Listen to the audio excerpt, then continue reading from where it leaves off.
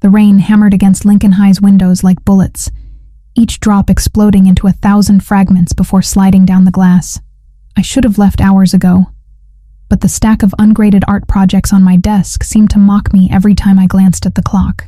26 years old, and I was spending another Friday night alone in an empty school building, surrounded by watercolor disasters and charcoal smudges that barely resembled the Renaissance masterpieces I'd assigned. The fluorescent lights above flickered sporadically, casting eerie shadows across the classroom walls, where my students' work hung in neat rows. Monet's lilies reimagined by hormonal teenagers. Picasso's cubism filtered through the lens of social media addiction. At least they tried, which was more than I could say for the school board's effort to keep this place funded. I gathered the last of the projects, shoving them into my worn leather bag. The sound echoed unnaturally in the silence. Empty schools had a particular kind of quietness that seemed to press against your eardrums, making every small noise feel amplified and somehow threatening. My heels clicked against the polished linoleum as I made my way toward the exit, past rows of battered lockers and bulletin boards announcing homecoming dates that had already passed. The main hallway stretched before me like a tunnel, lit only by the emergency lighting that cast everything in an amber glow. I was fumbling with my keys at the front door when I heard it. A sharp crack, like a branch snapping. Then another, and another. Gunshots. My blood turned to ice. The sounds were coming from the parking lot, muffled by the storm, but unmistakable. I pressed myself against the wall beside the door, heart hammering so hard I was certain it would give me away to whatever was happening outside. Through the narrow window, I could see the shadows of several figures moving between the cars. The rain made everything blurry, but I could make out the outline of expensive vehicles, sleek and dark like predators waiting in the night. Another shot. A body fell. I bit down on my knuckle to keep from crying out, tasting blood. This couldn't be happening. Not here, not at my school, not on a random Friday night when I should have been home grading papers and eating leftover Chinese food. The figures moved with purpose now, dragging something heavy toward one of the cars. I caught a glimpse of a face in the brief illumination of a cell phone screen. Sharp cheekbones, cold eyes, an expression of complete indifference as he wiped his hands on what looked like an expensive handkerchief. I needed to run. Every instinct screamed at me to get away, to find somewhere safe, to call the police. But my legs felt like they were made of concrete, and my hands shook so violently that I dropped my keys. They hit the floor with a metallic clatter that seemed to echo through the entire building. The sound stopped everything. The figures outside went still, and I watched in horror as that same face turned toward the school building. Even through the rain and darkness, I could feel his gaze searching, hunting. I couldn't breathe, couldn't move, couldn't think beyond the single, terrifying realization that I had just witnessed a murder, and now the killer knew someone was watching. My phone. I needed to call 911, needed to get help, needed to do something other than stand there like a deer caught in headlights. But when I reached for it, my purse slipped from my shoulder, contents spilling across the floor with a sound like thunder in the silence. That was when I heard the footsteps. Slow, deliberate, moving closer to the building. I ran. My heels slipped on the polished floor as I sprinted down the hallway, past the empty classrooms and darkened offices. I needed somewhere to hide, somewhere they couldn't find me. The bathroom. The women's bathroom at the far end of the building. It had a lock, and maybe they wouldn't think to look there. I burst through the door and immediately turned the deadbolt, pressing my back against the cold metal as I tried to catch my breath. The bathroom was small, with just 3 stalls and a row of sinks beneath a cracked mirror. Harsh fluorescent lighting made everything look sickly and pale. I could hear them now, moving through the building, doors opening and closing, footsteps echoing off the walls. They were searching methodically, room by room. I slipped into the last stall and locked it behind me, climbing up onto the toilet seat so my feet wouldn't be visible. My phone showed no signal. Of course, the school was old, built like a fortress, and cell service had always been spotty. The bathroom door handle turned. My heart stopped. The deadbolt would hold, wouldn't it? It had to. I pressed my hand over my mouth to muffle my breathing, listening as someone tested the door more forcefully. Then silence. I waited, counting the seconds, praying they had moved on. 1 minute, 2, 3, the lights went out. In the absolute darkness, I heard the soft click of the lock being picked. Professional, efficient, terrifying. The door opened with barely a whisper of sound. "I know you're here." The voice was low, controlled, with the faintest trace of an accent I couldn't place. Italian, maybe. "You saw something you shouldn't have seen." I held my breath, pressing myself against the stall wall as if I could somehow disappear into it. "I'm not going to hurt you," he continued, his footsteps moving slowly across the tile floor. "But we need to talk about what you witnessed, about what happens now." He was close. So close I could hear the soft rustle of expensive fabric as he moved. "You can come out now or I can come find you. Your choice." The silence stretched between us like a razor wire. I could feel his presence in the darkness, patient and immovable. This wasn't someone who made idle threats. Slowly, on trembling legs, I unlocked the stall door and stepped out into the black void of the bathroom. A beam of light hit my face, blinding me momentarily. When my eyes adjusted, I found myself staring at a man who looked like he'd stepped out of a Renaissance painting.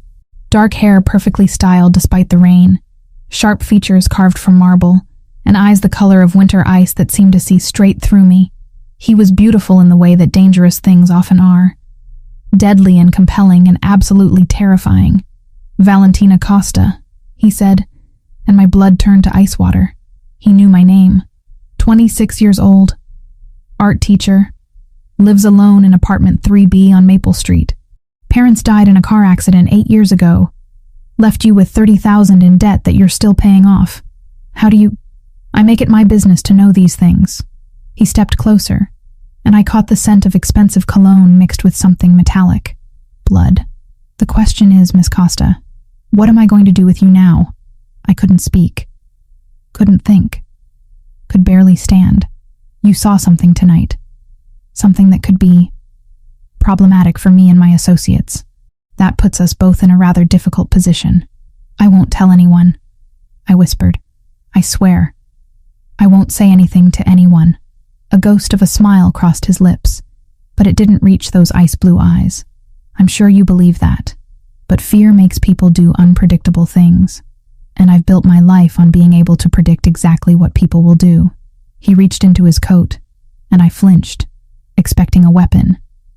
Instead, he pulled out a phone and made a quick call in rapid Italian. When he hung up, he looked at me with something that might have been pity. "My name is Lorenzo Santangelo," he said, "and I'm afraid your quiet little life just came to an end." The drive through the rain-soaked streets felt like a descent into hell. I sat rigid in the back seat of Lorenzo's black sedan, my hands clasped so tightly in my lap that my knuckles had gone white. The leather seats smelled of expensive cologne and something darker. Danger, perhaps, or death. I couldn't tell which. Lorenzo sat across from me, his ice-blue eyes never leaving my face as he spoke quietly into his phone in rapid Italian. Every few seconds, those predatory eyes would flick over me, cataloging my fear, my confusion, my growing desperation. He was assessing me like a piece of property he'd just acquired. The city blurred past the tinted windows. Familiar neighborhoods giving way to areas I'd never seen before. Wealthier areas. Areas where people like me didn't belong. "Where are you taking me?" My voice came out smaller than I'd intended, barely audible over the purr of the engine. Lorenzo ended his call and slipped the phone into the inner pocket of his tailored jacket. "Somewhere safe." "Safe?" I let out a hysterical laugh. "You just killed someone. You kidnapped me from my school. How is any of this safe?" Something flickered in those cold eyes. Amusement, maybe? Or annoyance. "I saved your life, Miss Costa. The man I killed tonight was there to eliminate a witness. A witness who saw too much 3 weeks ago when the Petrov family decided to expand their operations into my territory. I don't understand." "You will." The car turned through massive iron gates that opened soundlessly as we approached. Beyond them stretched a driveway lined with towering oak trees, their branches creating a canopy that blocked out what little moonlight managed to penetrate the storm clouds. At the end of the drive sat a mansion that looked like something from a Gothic novel. It was beautiful and terrifying in equal measure. 3 stories of pale stone and dark windows, with architectural details that spoke of old money and older power. Light spilled from several windows, casting golden rectangles onto the manicured lawns, but most of the house remained shrouded in shadow. "Welcome to my home," Lorenzo said as the car came to a stop beneath a covered portico. Before I could respond, my door was opened by a man in an expensive suit, who nodded respectfully to Lorenzo. Another suited figure appeared at Lorenzo's door, and I realized with a chill that we were surrounded. Men moved through the shadows of the estate like phantoms, all of them armed, all of them watching me. "How many people work for you?" I asked, my voice barely above a whisper. "Enough."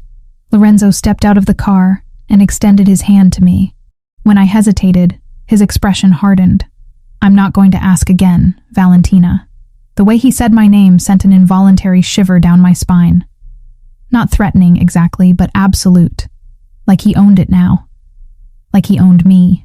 I took his hand, hating the way my skin tingled at the contact. His fingers were warm and calloused, surprisingly gentle as they closed around mine.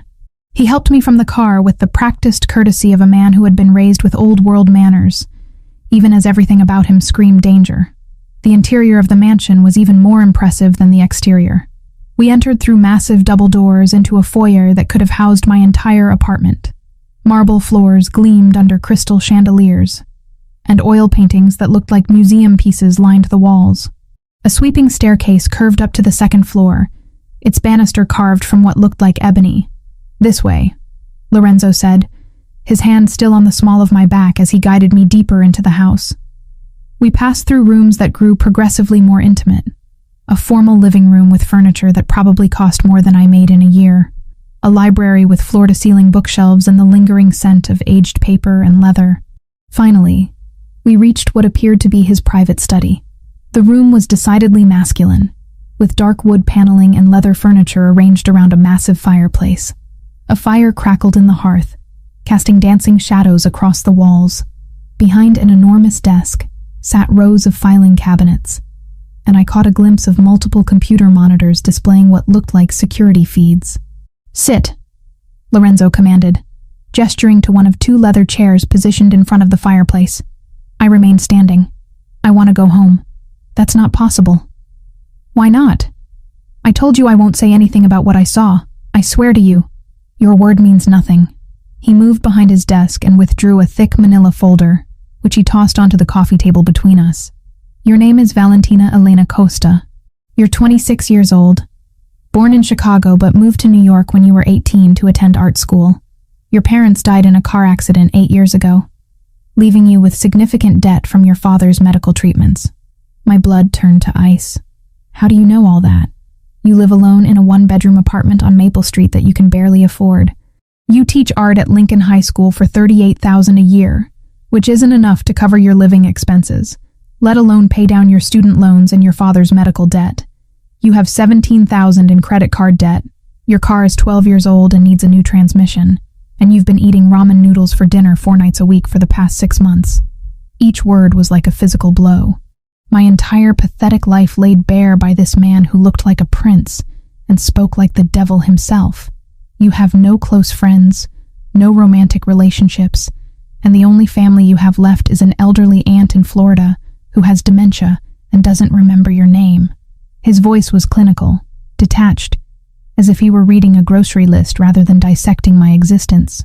"You're completely, utterly alone in the world, Valentina, which makes you perfect for what I need." "What you need?" I sank into the chair, my legs suddenly unable to support me. Lorenzo moved around the desk with predatory grace, settling into the chair across from me. The firelight played across his sharp features, making him look like something carved from marble and shadow. 3 weeks ago, you witnessed the assassination of Vincent Torino, a member of my organization who had been feeding information to the Russian Bratva. Tonight, you witnessed me eliminating the man the Russians sent to silence you permanently. I don't understand. How did they even know I existed? Because Vincent told them about you before he died. Told them about the pretty teacher who saw him pass documents to Dmitry Petrov in the parking lot of your school. The room spun around me. That's impossible. I never saw anything like that. I would have remembered. You were leaving school late that night, too. You walked past Vincent's car just as he was handing over a flash drive containing information about my shipping operations. You probably didn't think anything of it at the time, but Vincent was paranoid. He was convinced you'd seen enough to identify him later. I tried to remember that night 3 weeks ago, but it was just another evening of staying late to grade papers. Had I seen something? Someone? Even if that's true, why does it matter now? Vincent is dead. I couldn't identify him to anyone. Lorenzo leaned forward, his ice blue eyes boring into mine. Because the Russians don't take chances. They've decided you're a liability, and they won't stop hunting you until you're dead. The weight of his words settled over me like a shroud. So what happens now? A smile played at the corners of his mouth, but it was cold, calculating. Now, Valentina Costa, you disappear. Your old life ends tonight. You can't just make me disappear. People will notice I'm gone. My students, my principal. Your principal received a call an hour ago informing him that you've suffered a family emergency and will be taking an indefinite leave of absence. Your landlord has been paid 3 months' rent in advance and told you've moved out of state to care for a sick relative. Your car has been moved from the school parking lot. I stared at him in horror. In the span of a few hours, he had erased my entire existence with the efficiency of a man who had done this before. The woman who was Valentina Costa no longer exists, he continued. But I'm offering you something better. Something more. What?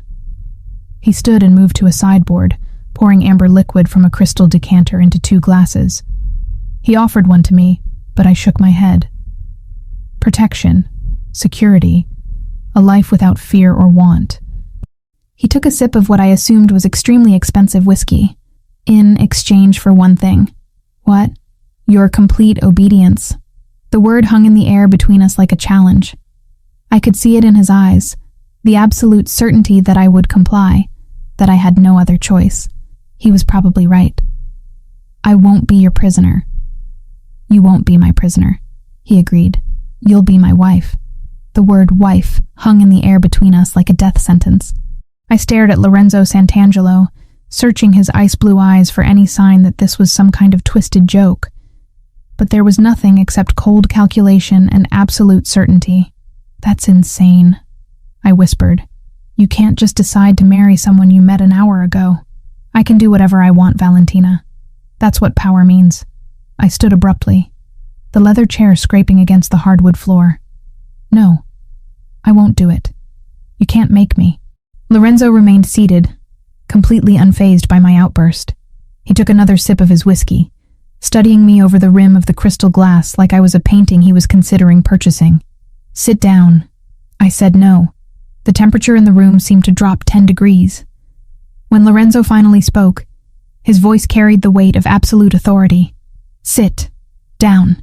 Every instinct screamed at me to run. But where could I go? I was trapped in a mansion surrounded by armed men, miles from anywhere I knew. Slowly, reluctantly, I sank back into the chair. Better. He set down his glass and leaned forward, resting his elbows on his knees. Let me explain something to you, cara mia. The Petrov family doesn't negotiate. They don't show mercy.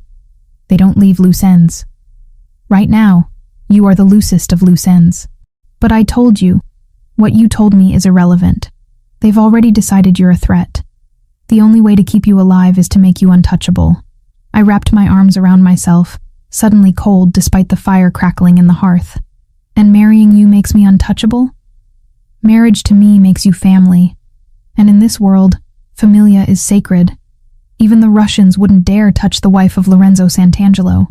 The way he said his own name sent another shiver down my spine, like it was a weapon in itself. This marriage means nothing, he continued, his voice matter of fact. A piece of paper. A legal shield. Nothing more. Then why marriage? Why not just, I don't know, put me in witness protection or something? Lorenzo laughed, a sound devoid of humor. Witness protection? You think the federal government can keep you safe from the Bratva? They have people everywhere, Valentina. Police, judges, federal agents. The only protection that means anything in this world is the kind that comes with consequences. I thought about my small apartment, my students, My simple life that had been turned upside down in the span of a few hours. What if I refuse? Then you die. Tonight, tomorrow, next week. It doesn't matter when. The result will be the same. The casual way he said it, like he was discussing the weather, made my stomach turn. You're asking me to give up everything. I'm asking you to live. A soft knock interrupted us. Lorenzo called out in Italian, and the door opened to admit a woman in her 50s with silver-streaked hair pulled back in an elegant chignon. She moved with the quiet efficiency of someone accustomed to serving powerful men. Maria. Lorenzo stood and switched to English. This is Valentina Costa, my future wife. She'll be staying in the Rose Suite tonight. Future wife. The words hit me like physical blows. Maria's expression didn't change, but I caught a flicker of something in her dark eyes. Sympathy, maybe. Or pity. Of course, Mr. Santangelo. Shall I prepare something for Miss Costa to eat? Yes. And have Sophia bring up some appropriate clothing for tomorrow. His gaze swept over my simple teacher's outfit with obvious distaste. We have a wedding to plan. Wedding? I shot to my feet again. Wait just a minute. I haven't agreed to anything. Lorenzo's attention returned to me, and suddenly the air in the room felt thin and dangerous. Haven't you? No, I haven't. I lifted my chin, trying to project a confidence I didn't feel. I need time to think about this. Time is a luxury you don't have. One night. Give me one night to process this insanity. For a long moment, he simply stared at me. Then incredibly, his lips curved into something that might have been amusement. You have spirit. I like that. Is that a yes? One night, he agreed. But understand this, Valentina. Tomorrow morning you will walk down the aisle and become my wife, or you will die. Those are your only options. Maria cleared her throat delicately. Miss Costa, if you would follow me. I looked back at Lorenzo one more time, memorizing every detail of his sharp features and cold eyes. Tomorrow, this man would become my husband. The thought made me dizzy. One more thing, he called as I reached the door. Don't even think about trying to leave. My men have orders to stop you by whatever means necessary. The Rose Suite was located on the second floor of the mansion, down a hallway lined with oil paintings that probably cost more than most people's houses. Maria opened a door to reveal a room that looked like something from a fairy tale. The walls were painted a soft blush pink, and an enormous four-poster bed dominated the space, draped with silk curtains and piled high with pillows. French doors opened onto a balcony overlooking the estate's gardens, and a marble fireplace crackled with warmth. The bathroom is through there, Maria said, indicating another door. I'll have Sophia bring up some clothes shortly. Is there anything specific you need? I wanted to laugh. What I needed was to wake up from this nightmare. What I needed was my old life back. What I needed was for this to all be some terrible mistake. No, I said instead. Thank you. After Maria left, I wandered around the opulent room, touching expensive fabrics and admiring artwork that belonged in museums. It was beautiful and luxurious, and felt like the most elegant prison cell in the world. I tried the French doors, but they were locked. The windows didn't open. Even the telephone on the nightstand was dead when I picked up the receiver. A soft knock made me jump. A young woman entered carrying an armload of clothing and boxes. Hello, Miss Costa. I'm Sophia.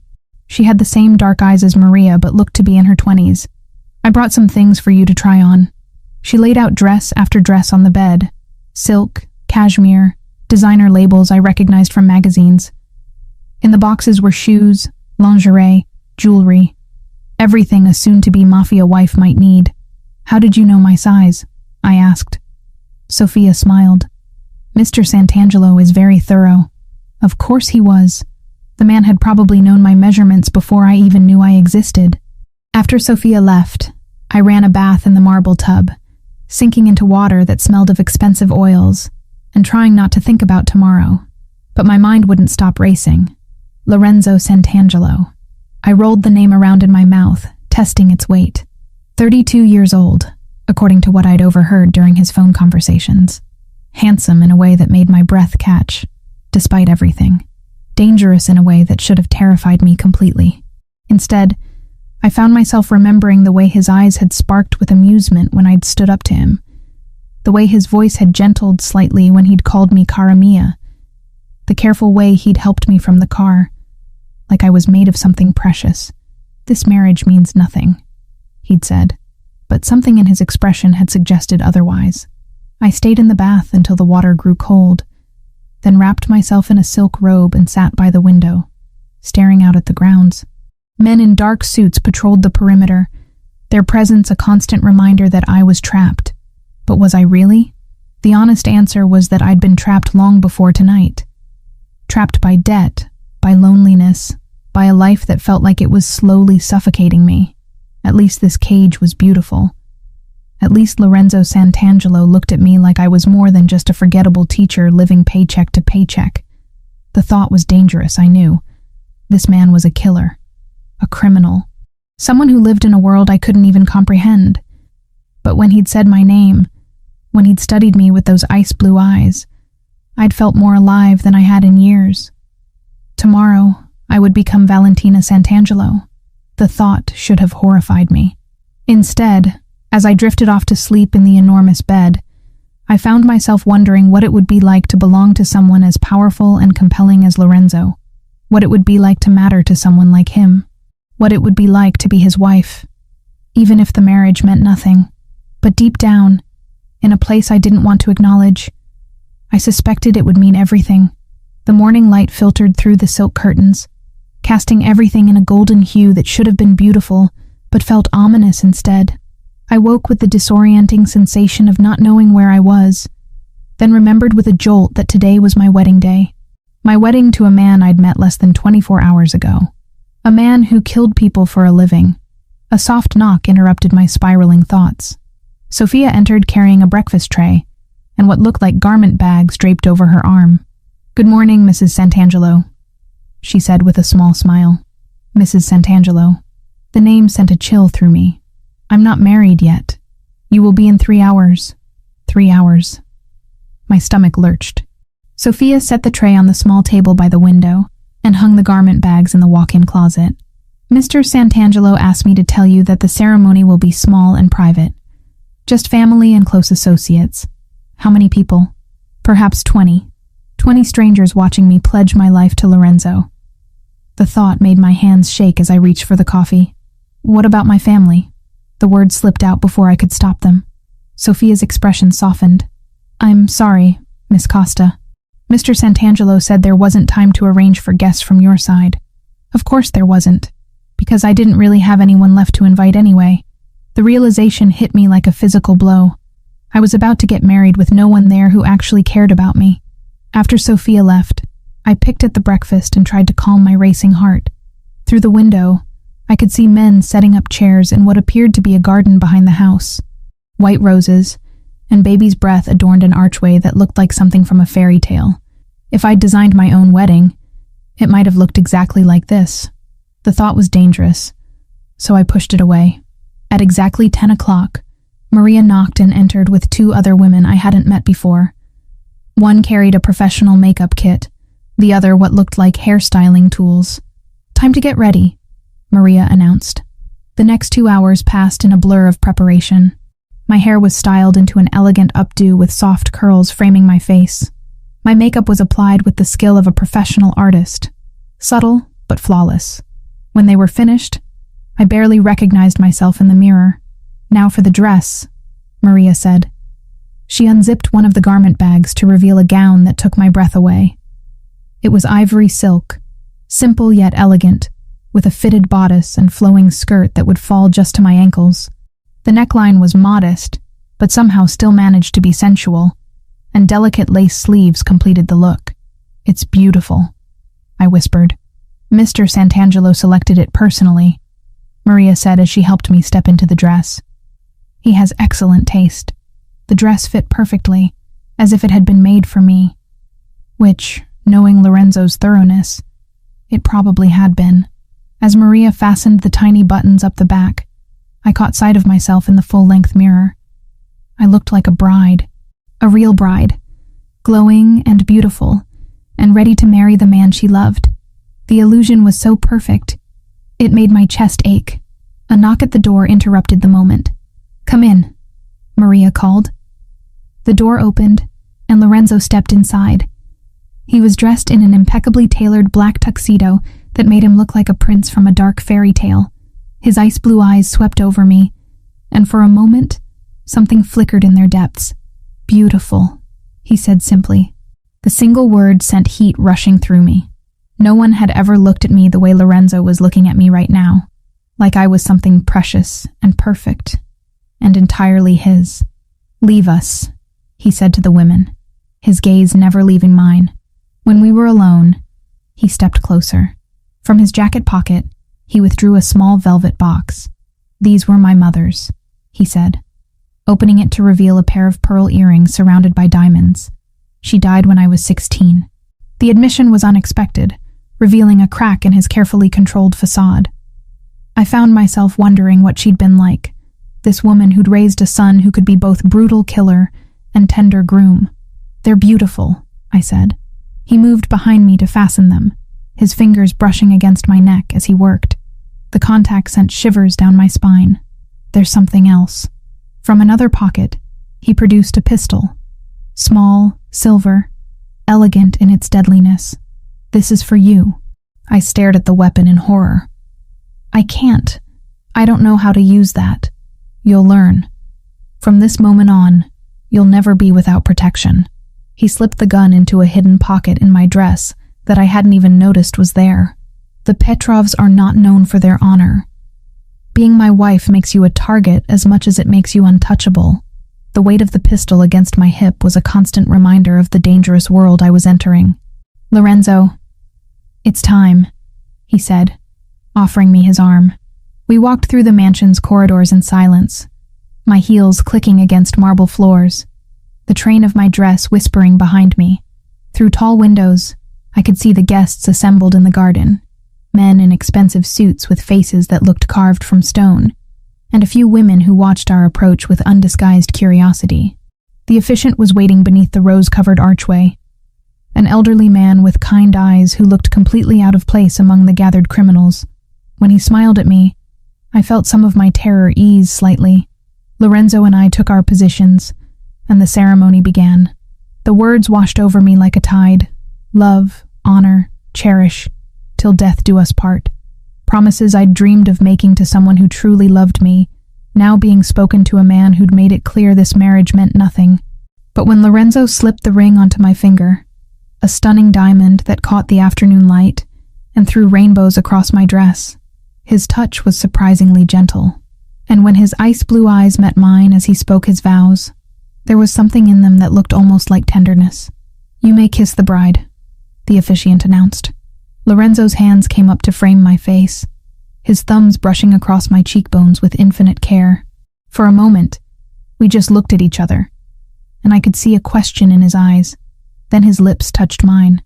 The kiss was soft, almost hesitant, as if he was giving me the choice to pull away.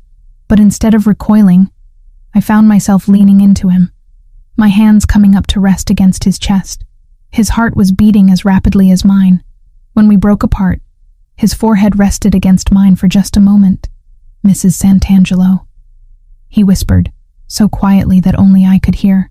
The sound of applause broke the spell, reminding me that we had an audience. I turned to face our guests, Lorenzo's arm around my waist, and tried to smile like a happy bride. But as I looked out at the faces of the men who worked for my new husband, men who killed and stole and worse for his approval, I realized with crystal clarity that my old life hadn't just ended last night in that school bathroom. It had ended the moment I'd said "I do" to Lorenzo Santangelo. Now I belonged to him, and he belonged to a world where violence was currency and loyalty was bought with blood. The question was, what kind of woman would I become in order to survive it? 3 weeks into our honeymoon in the Amalfi Coast, I finally understood what Lorenzo meant when he said this marriage was just business. We occupied the same villa, shared meals on the terrace overlooking the Mediterranean, even slept in the same enormous bed. But he treated me like an expensive piece of art he'd acquired, beautiful to look at, carefully protected, but never truly touched. The villa was a masterpiece of Italian architecture, perched on cliffs that dropped dramatically into azure waters. Every morning, I woke to Lorenzo already gone, conducting business calls in his study, or meeting with men who arrived in sleek boats and spoke in hushed, urgent Italian. Every evening, he returned to find me reading on the terrace or painting watercolors of the coastline, and we'd share dinner in polite, distant conversation. "You're an excellent cook," I said one evening, watching him prepare fresh pasta with the skill of someone who'd been doing it his entire life. His movements were precise, almost meditative, as he worked the dough with strong hands that I'd seen hold both guns and delicate flowers with equal care. My mother taught me before she died. His hands moved efficiently, rolling the dough with practiced ease. She said a man who couldn't feed himself was destined to starve or marry badly. It was one of the few personal details he'd shared, and I treasured it like a secret. "What was she like?" I asked, leaning against the kitchen counter as I watched him work. The late afternoon sun streaming through the windows caught the gold in his dark hair, and I found myself memorizing the sight. Lorenzo's hands stilled for just a moment. Strong, beautiful. She loved my father with a devotion that bordered on obsession. It killed her in the end. "What do you mean?" "She couldn't live without him after he was murdered. She took her own life 3 months later." His voice was matter of fact, but I caught the slight tension in his shoulders, the way his jaw clenched almost imperceptibly. The raw pain in his voice made my chest ache. Without thinking, I reached out to touch his hand, but he pulled away before our skin could make contact. "I'm sorry," I whispered. "Don't be." It taught me a valuable lesson about the dangers of emotional attachment. The message was clear. Don't get too close. Don't expect too much. Don't mistake this arrangement for something real. But late at night, when he thought I was sleeping, I'd feel the mattress dip as he sat on the edge of the bed, his presence a warm weight in the darkness. Sometimes his fingers would almost brush my hair before he'd catch himself and pull away. Sometimes I'd hear him whisper my name like a prayer he wasn't allowed to say. Those moments gave me dangerous hope. During the days, I explored the villa and its grounds like a beautiful prisoner. The staff was kind but distant, speaking to me with the careful respect reserved for the boss's wife. I painted the sweeping views of the coastline, read books from Lorenzo's extensive library, and tried not to think about the fact that I was completely cut off from everything I'd ever known. The isolation should have driven me mad. Instead, I found myself studying Lorenzo, like he was one of the Renaissance masters I'd taught my students about. Every gesture, every expression, every carefully controlled word fascinated me. He was a man built of contradictions, capable of breathtaking violence and unexpected tenderness, ruthless in business, but gentle when he thought no one was watching. I began to understand that the distance he maintained wasn't just about emotional protection. It was about control. Lorenzo Santangelo controlled everything in his world with military precision, and that included his own feelings. But I was starting to suspect that his feelings for me were becoming increasingly difficult to control. On our 21st day in Italy, everything changed. I was painting on the terrace when I heard the sound of multiple boats approaching at high speed. The mechanical roar of powerful engines cut through the peaceful afternoon like a knife. Lorenzo emerged from his study, tension radiating from every line of his body. He spoke rapid Italian into his phone while scanning the horizon with military precision.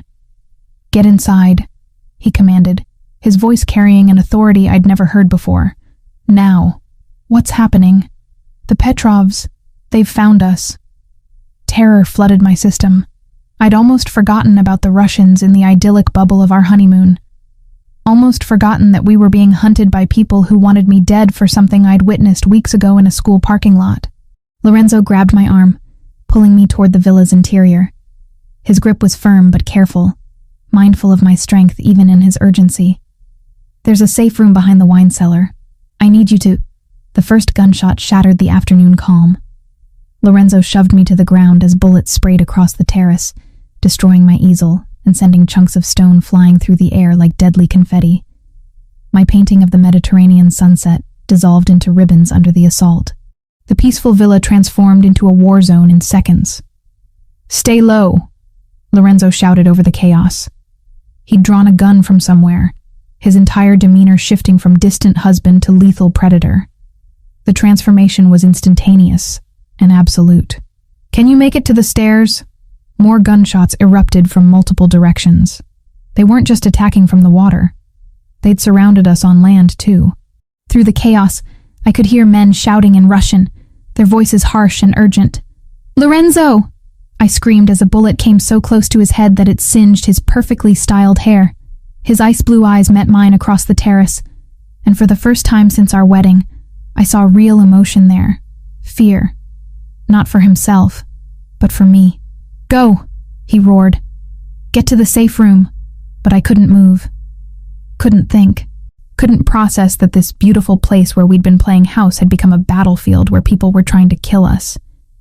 That's when I saw the boat speeding directly toward our private dock. In it sat a man with pale eyes and stark Slavic features. Dmitry Petrov, I realized with bone-deep certainty. The Russian who wanted me dead.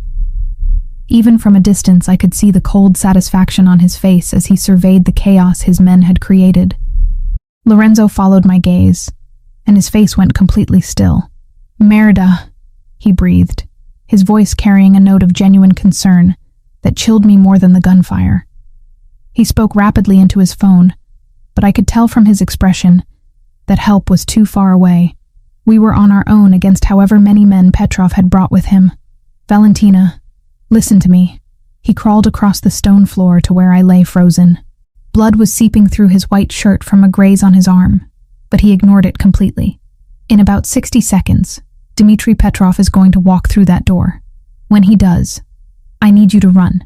Don't look back. Don't try to help me. Just run to the safe room and lock yourself inside. I'm not leaving you. You are. Because if he gets his hands on you, he'll use you to destroy me, and then he'll kill us both anyway." The sound of footsteps in the villa made us both freeze. Heavy boots on marble floors, multiple sets, moving with military precision. They were inside. Lorenzo pressed something cold and heavy into my hands. A gun.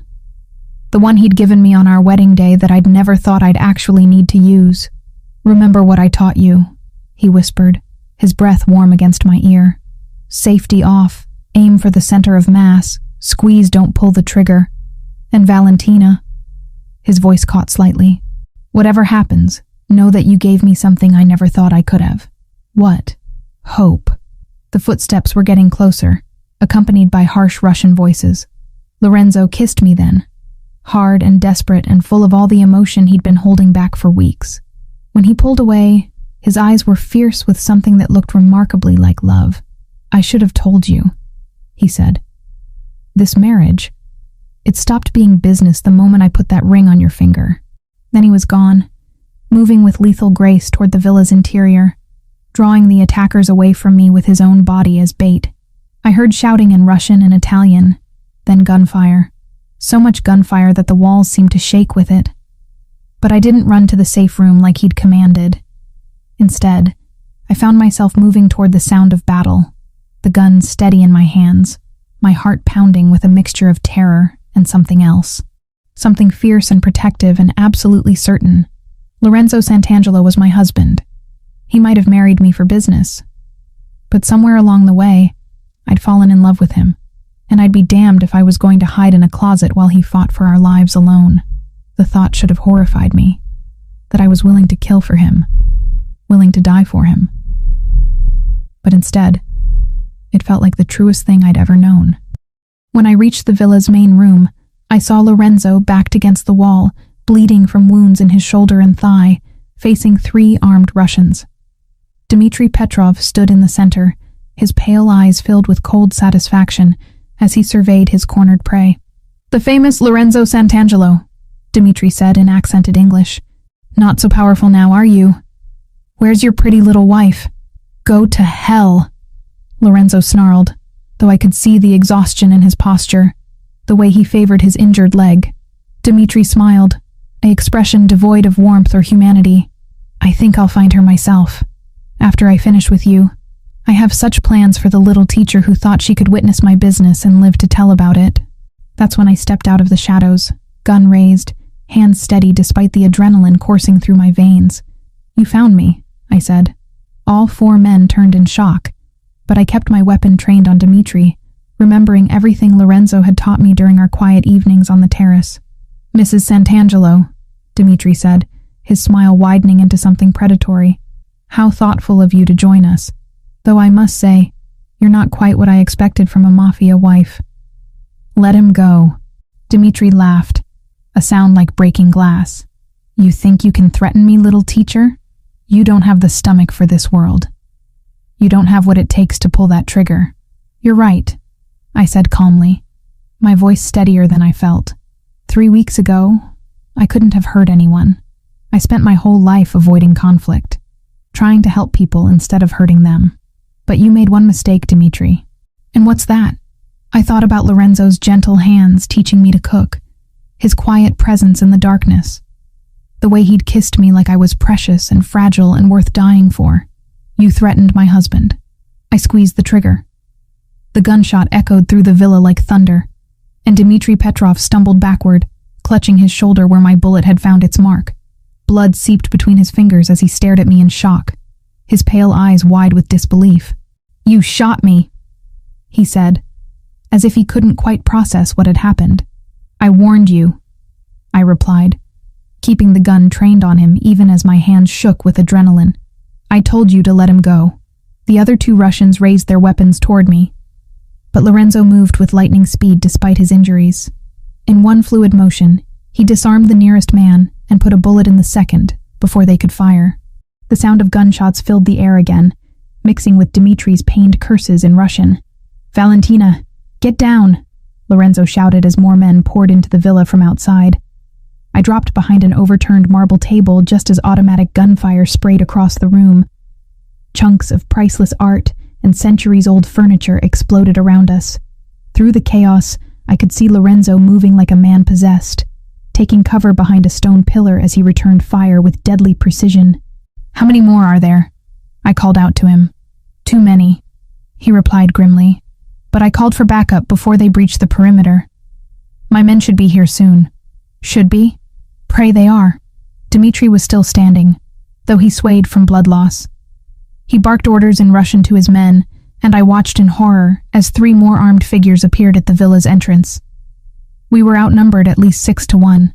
"Lorenzo Sant'Angelo," Dmitri called out, his accented voice carrying despite the gunfire. "You've caused me considerable trouble, but I'm prepared to be reasonable. Give me the woman, and I'll kill you quickly." "Counter offer," Lorenzo replied, his voice deadly calm. "Surrender now, and I'll only break half the bones in your body before I put a bullet in your head."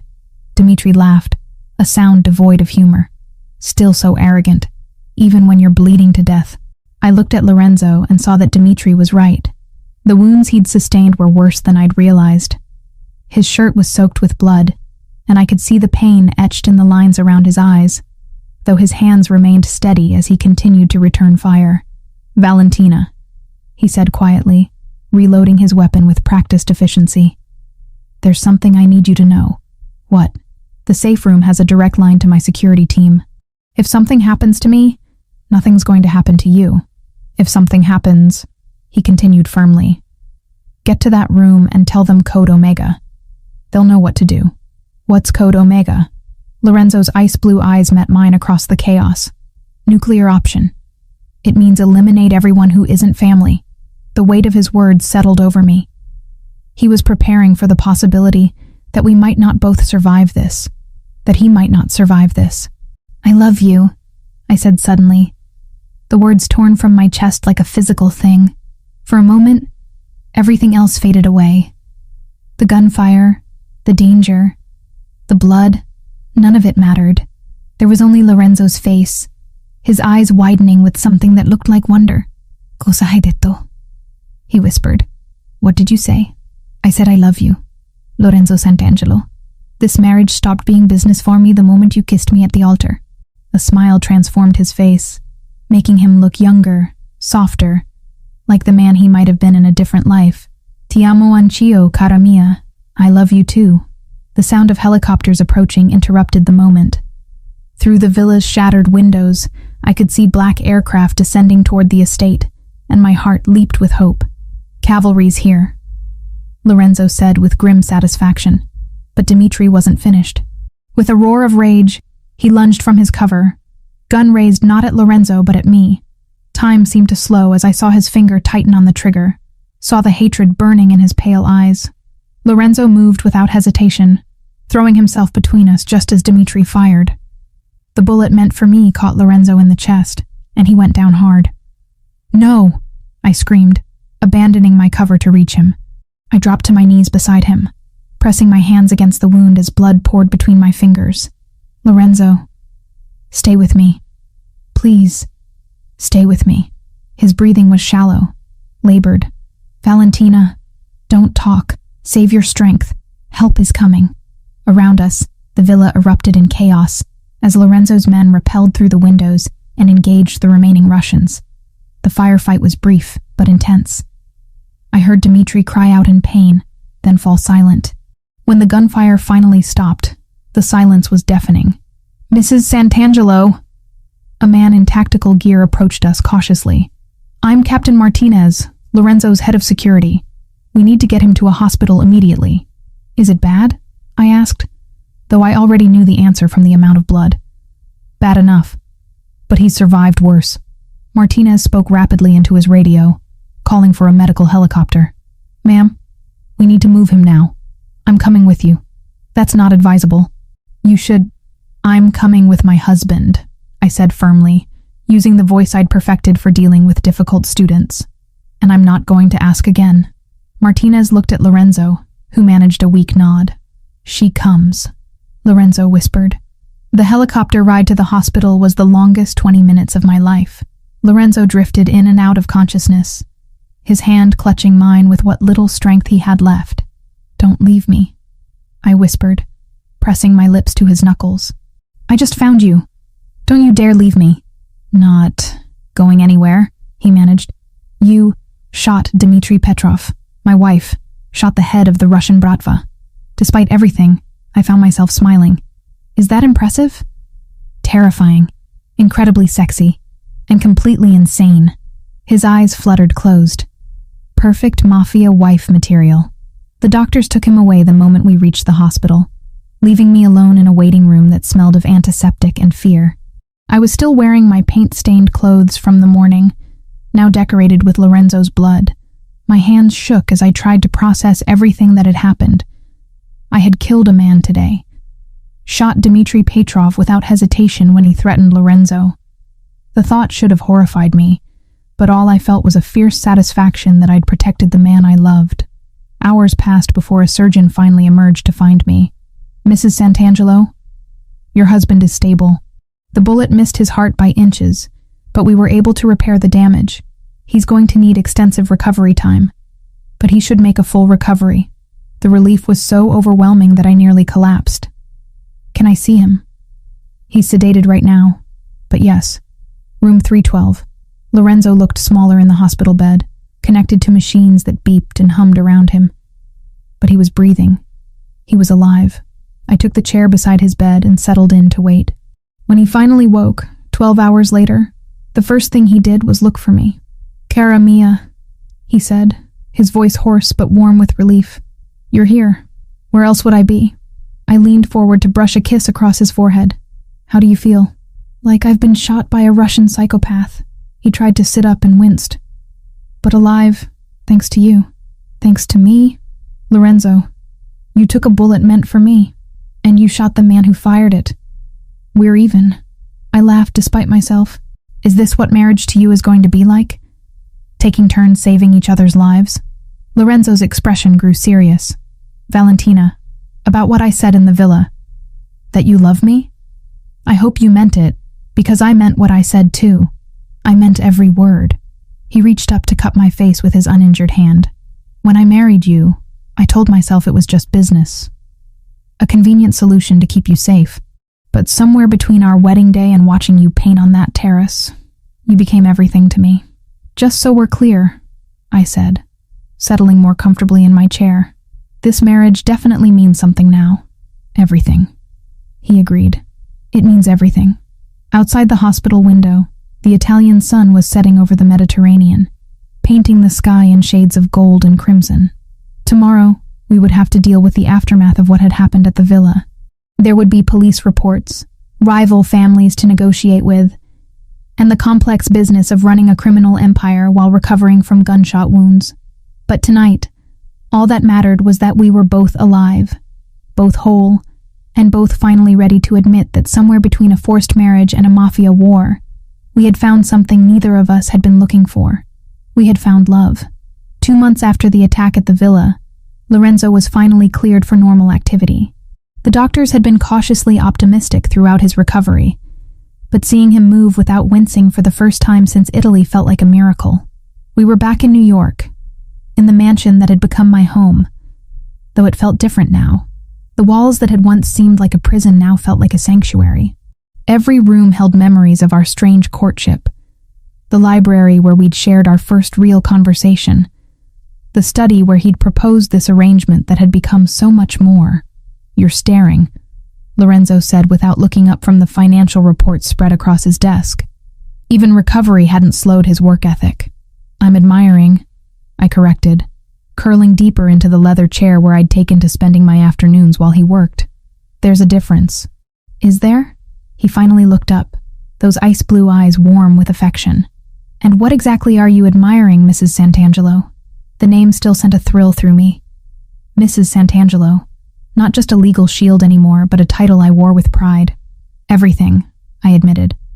"The way you've thrown yourself back into work like you weren't nearly killed 2 months ago.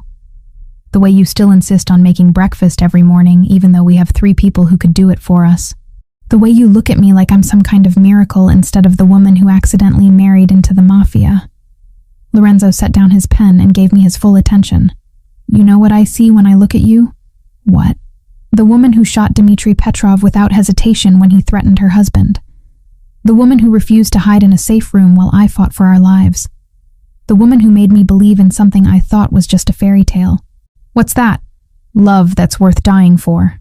I was about to respond when Maria knocked and entered with her usual efficient grace. "Mr. Santangelo, there's a situation that requires your attention." The warmth in Lorenzo's expression evaporated instantly, replaced by the cold focus of a man who'd spent his life dealing with situations. "What kind of situation?" "Marco has been feeding information to the Kozlov family. Captain Martinez intercepted communications 20 minutes ago." The name hit me like a physical blow. Marco, Lorenzo's childhood friend, his most trusted lieutenant, the man who'd stood at his side through every battle until Italy. The betrayal cut deep, but not as deep as the pain I saw flash across Lorenzo's face before he locked it away. "How long?" Lorenzo's voice was completely controlled, but I could see the tension in his shoulders. "At least 6 months, possibly longer.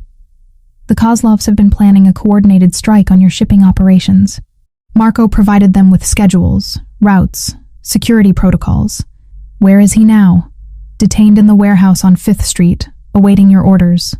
Lorenzo stood slowly, his hand moving instinctively to his jacket where I knew he kept his gun. "Gather the senior staff. I want everyone assembled in an hour." "Yes, sir." Maria turned to leave, then hesitated. "Sir, Mrs. Santangelo should know that the Kozlovs have specifically mentioned her in their communications. They see her as a weakness to exploit. Another target on my back. Another family that wanted to use me to hurt Lorenzo. I should have been terrified, but instead, I felt a cold anger settling in my chest. "Thank you, Maria," Lorenzo said.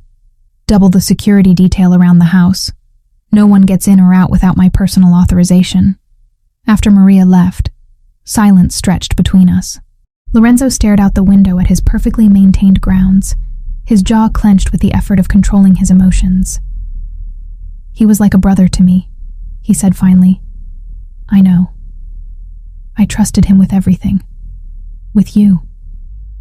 I rose and moved to stand behind him, wrapping my arms around his waist and pressing my cheek to his back. I could feel the tension radiating through him, the way he was holding himself together through sheer force of will. "What happens now?" I asked.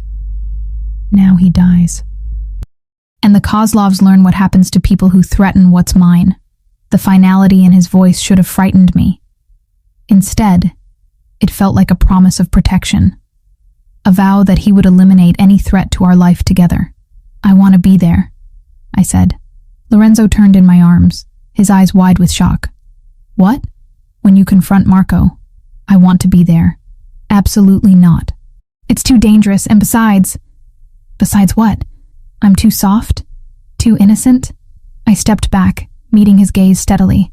Lorenzo, I killed for you. I chose this life, chose you, chose to be part of this world. You can't protect me from it forever. I can try, and I love you for it, but Marco betrayed both of us. He put me in danger, put our marriage at risk. I have as much right to face him as you do. Lorenzo studied my face for a long moment, and I could see the internal struggle playing out in his eyes. The man who'd fallen in love with me wanted to keep me safe, sheltered from the darker realities of his business. But the Mafia boss recognized the strength in my argument, understood that I was no longer the frightened teacher he'd rescued from a school bathroom. If you come with me, he said finally, you follow my lead exactly. No improvisation, no heroics. Understood, understood. And Valentina? His hands framed my face, thumbs brushing across my cheekbones. After tonight, there's no going back. Once you cross this line, you'll be as deep in this world as I am. I thought about the woman I'd been just months ago. Alone, struggling, invisible to everyone around her. Then I thought about the woman I was now. Loved, protected, strong enough to pull a trigger when someone threatened what mattered to me. I'm already as deep as you are, I said. I have been since the moment I said I do. The warehouse on 5th Street looked exactly like what it was. A place where people disappeared. Lorenzo's men had cleared the area, creating a buffer zone of several blocks around the building. When our car pulled up, I could see armed figures positioned on nearby rooftops, in doorways, behind parked vehicles. This wasn't just about confronting a traitor. This was about sending a message. Last chance to stay in the car, Lorenzo said, as we sat in the back seat, watching his men secure the perimeter. Not happening. He nodded, as if he'd expected nothing less. Remember what I taught you. Eyes up, shoulders back. Never let them see weakness. You're not Valentina Costa, the art teacher, anymore. You're Valentina Santangelo, my wife, and that makes you one of the most dangerous women in this city. We entered the warehouse together, and I felt every eye in the room track our movement. Lorenzo's men, hardened criminals who'd seen every kind of violence imaginable, looked at me with a mixture of respect and wariness. Word of what had happened in Italy had spread. They knew their boss's wife was not to be underestimated. Marco was bound to a chair in the center of the vast space, his face bloodied from what I assumed had been a very one-sided conversation with Martinez's men.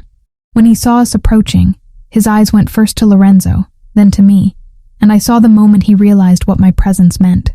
Lorenzo, he said, his voice hoarse. I can explain. Can you? Lorenzo's voice was conversational, almost friendly, which somehow made it more terrifying. Can you explain how you betrayed the man who treated you like family? Can you explain how you sold information that put my wife in danger? They had my sister. The Kozlovs, they took Elena and said they'd kill her if I didn't. You came to me for help with Elena's gambling debt 6 months ago, Lorenzo interrupted. I paid them off personally. $200,000, no questions asked, because you were family. Marco's face crumpled. They took her again, said the debt had interest, penalties. They wanted information or they'd... So you decided to risk my life instead of hers. I never meant for it to go this far. I thought I could control it.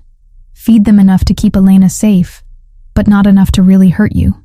Lorenzo pulled out his gun, checking the chamber with practiced ease. The Kozlovs planned to hit 3 of my shipments simultaneously. If they'd succeeded, it would have cost me millions and weakened my position enough for a hostile takeover. Was Elena's life worth destroying everything I've built?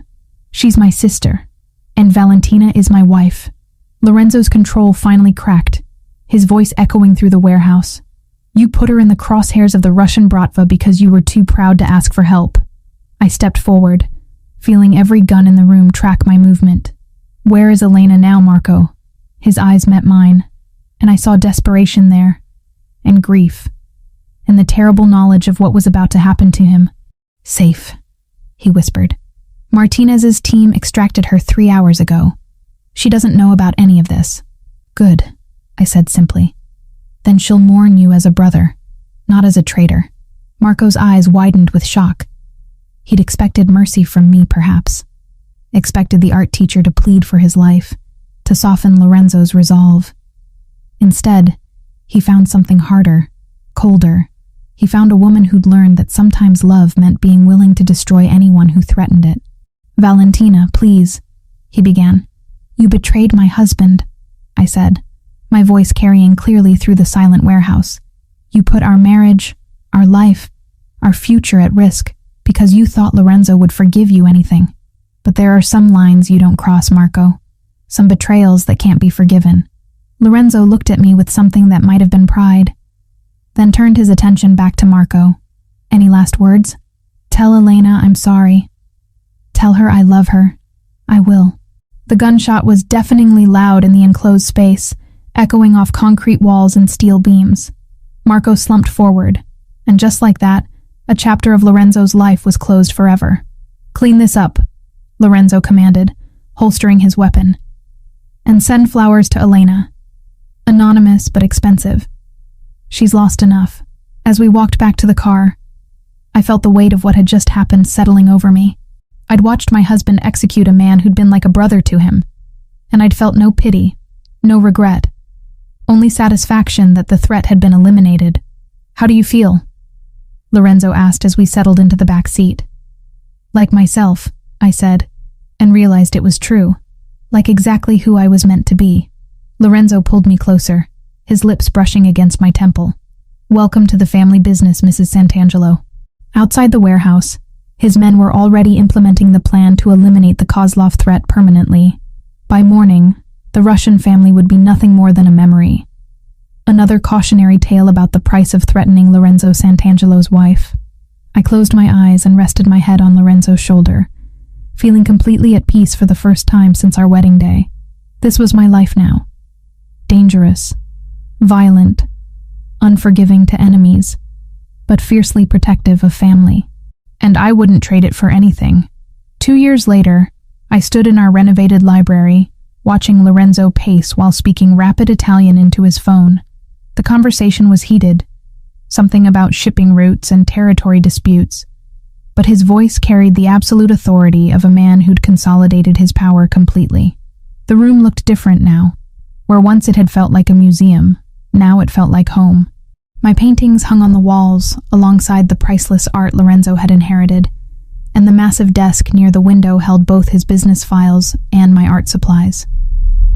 We'd blended our two worlds into something uniquely ours. "Si, capisco," Lorenzo said into the phone, his free hand running through his hair in a gesture I'd learned meant he was frustrated but in control. "Handle it. And make sure they understand this is their only warning." He ended the call and turned to me, his expression immediately softening when our eyes met. 2 years of marriage had taught me to read every micro-expression on his face, and right now I could see tension around his eyes that meant someone had crossed a line. "Problems?" I asked, setting down my paintbrush and giving him my full attention. "Nothing I can't handle. The Torino family thinks they can expand into our territory while I'm distracted." He moved to stand behind my easel, studying the seascape I'd been working on. "They're wrong. Distracted by what?" Lorenzo's hand settled on my shoulders, and I leaned back against his chest, feeling the solid warmth of him. "By my beautiful wife and the news we received this morning." I smiled, my hand moving instinctively to my still flat stomach where our child was growing. We'd found out 3 days ago, and Lorenzo had been alternating between fierce protectiveness and barely contained joy ever since. "You're not distracted," I said. "You're motivated. There's a difference." "Is there?" His lips brushed against my temple. "Because I find myself thinking more about nursery colors than shipping manifests lately. The nursery can wait. Your business can't." Lorenzo spun me around in his arms, his ice blue eyes intense with emotion. "Do you know what you've given me, Valentina?" "What?" "A reason to build something that lasts. Before you, I was just maintaining what my father left me. Now I'm creating a legacy for our children. Children. Plural." The thought sent a thrill through me. 2 years ago, I'd been a lonely art teacher with no family and a mountain of debt. Now I was Lorenzo Santangelo's wife, pregnant with his child, and helping him run an empire that spanned 3 states. "Speaking of legacy," I said, reaching for the folder on my desk, "I have some ideas about the community center project. Lorenzo's expression shifted to one of amused indulgence. The community center had been my idea, a way to give back to the neighborhoods where his businesses operated, providing art classes and after-school programs for kids who needed somewhere safe to go. It was completely legal, completely legitimate, and completely my domain. "Tell me," he said, settling into the chair across from my easel. "I want to expand it. Not just one center, but 5 across the city. Art programs, music lessons, tutoring, sports leagues. Everything these kids need to stay off the streets and out of trouble. And the budget? $2 million annually. I know it sounds like a lot, but done." I blinked. "Just like that? Karamia, if my wife wants to save the city's children through finger painting and violin lessons, she'll have whatever budget she needs." His smile was soft with affection. "Besides, it's good for business. Communities that thrive are communities where we can operate without interference." This was how Lorenzo worked. Every decision served multiple purposes. The community centers would help disadvantaged kids, but they'd also create goodwill in neighborhoods where his operations were based. It was brilliant, calculating, and completely in character. "There's something else," I said. "I want to hire some of the older kids as assistants, pay them legitimate wages for legitimate work, give them alternatives to working for families like mine," Lorenzo finished. "Yes." He was quiet for a long moment, studying my face. "You're trying to put me out of business, Mrs. Santangelo. I'm trying to make sure our child grows up in a world where they have choices," I replied. "Real choices, not just the illusion of them." Lorenzo stood and moved to the window, looking out at the grounds where his men patrolled with their usual vigilance. "Do you know what my father told me before he died?" "What?" "That power isn't about how many people fear you. It's about how many people need you. The families that last are the ones that become indispensable to their communities." I joined him at the window, slipping my hand into his. "So the community centers make us indispensable in a different way. Instead of controlling through fear, we control through dependence on our generosity." His thumb stroked across my knuckles. "You're more devious than I gave you credit for, Karamia. I learned from the best." A soft knock interrupted us. Maria entered with her usual efficiency, but I caught the satisfied look on her face. "The Torino situation has been resolved," she announced. "Mr. Martinez's team was very persuasive." "Casualties?" Lorenzo asked. "None on our side. The Torinos have agreed to withdraw from the disputed territories and pay restitution for their presumption." "Good. And the Benedetti wedding this weekend?" "All arrangements confirmed. The family is honored by your attendance." I listened to this exchange with the practiced ease of someone who'd learned to hear the real meaning behind euphemisms. The Torino situation had likely involved significant violence, though probably not death. Lorenzo preferred to avoid unnecessary killing since our honeymoon. The Benedetti wedding was a business meeting disguised as a social event, a chance for Lorenzo to solidify alliances and display his power. "Will you need me there?" I asked after Maria left. "Always. You're my secret weapon at these things." It was true. Over the past 2 years, I'd discovered I had a talent for reading people, for knowing exactly what to say to put wives at ease while their husbands discussed business with Lorenzo. The other family's women trusted me because I'd been an outsider once, and they respected me because I'd proven I could be as ruthless as any of them when necessary. "What should I wear?" I asked. "Something that shows you're pregnant. I want everyone to see that the Santangelo line is secured." The clinical way he said it might have hurt once. Now I understood it was Lorenzo's way of expressing pride and protectiveness. In his world, everything was strategic, but that didn't make his emotions any less real. My phone buzzed with a text message, and I glanced at it absently. Then I looked again, my blood running cold. Lorenzo. Something in my voice made him turn immediately, his entire body going tense with readiness. "What is it?" I held up my phone, showing him the message from an unknown number. "Congratulations on the pregnancy, Mrs. Santangelo. It would be a shame if something happened to the little one." The temperature in the room seemed to drop 20 degrees. Lorenzo's face went completely still, his eyes becoming chips of Arctic ice. "Maria!" he called, his voice carrying enough authority to summon half his security team. She appeared instantly. "Yes, sir?" "Code Black. Lock down the estate. No one in or out without my personal authorization. Contact Martinez. I want every phone traced, every security system checked, every potential threat eliminated. Right away, sir." After Maria rushed out, Lorenzo turned to me, his hands framing my face with infinite gentleness despite the fury burning in his eyes. "Listen to me very carefully," he said. "Nothing is going to happen to you or our child. Do you understand? Nothing. Who would dare threaten us directly? Someone with a death wish." His voice was deadly calm. "But it doesn't matter who. By the end of the week, there'll be nothing more than a memory. I should have been terrified. Someone had just threatened my unborn child, invaded the sanctuary of our home with their malice. But looking into Lorenzo's eyes, I felt only a cold satisfaction that whoever had made this mistake would soon learn the price of threatening the Santangelo family. "What do you need me to do?" I asked. Lorenzo's expression shifted, a smile playing at the corners of his mouth despite the circumstances. "I need you to be exactly who you are, the most dangerous woman in New York, disguised as an art teacher." "I'm not disguised as anything anymore," I said firmly. "I am Valentina Santangelo, your wife, the mother of your children, and anyone who threatens our family will learn why that's the most dangerous thing they could possibly do." Lorenzo kissed me then, hard and possessive, and full of the love that had transformed us both from what we were into what we were meant to be together. Outside, his men were already implementing security protocols that would turn our home into an impenetrable fortress. Phone calls were being made to allies and informants throughout the city. By morning, every criminal organization in New York would know that someone had declared war on the Santangelo family. It would be a very short war. As Lorenzo held me against his chest, our child safe between us, I thought about how much had changed since that night in the school bathroom. I'd gone from being a woman with nothing to lose to being someone with everything to protect.